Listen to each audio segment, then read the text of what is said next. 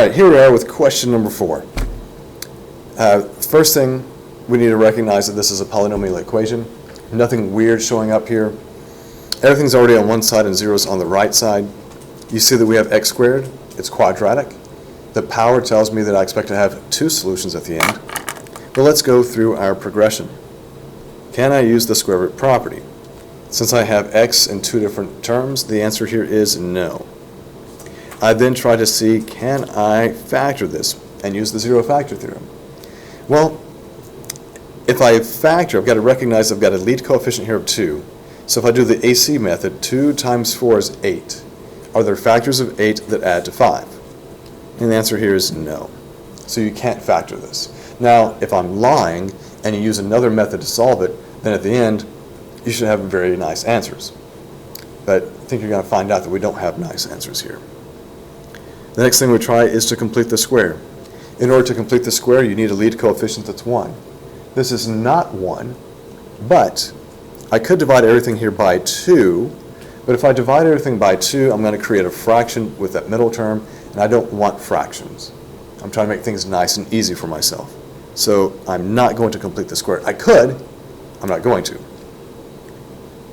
The method of last resort, not what you do first for everything, but if nothing else works nicely, is the quadratic formula. In order to use the quadratic formula, you've got to know the quadratic formula. The quadratic formula takes the coefficients that you have here. A is 2, B is 5, C is 4. The quadratic formula, if anybody wants to help me sing it, more than welcome to. Those of you watching at home, sing along. X equals negative b plus or minus the square root of b squared minus 4ac. That's right, good job. All over 2a. So, plug it in.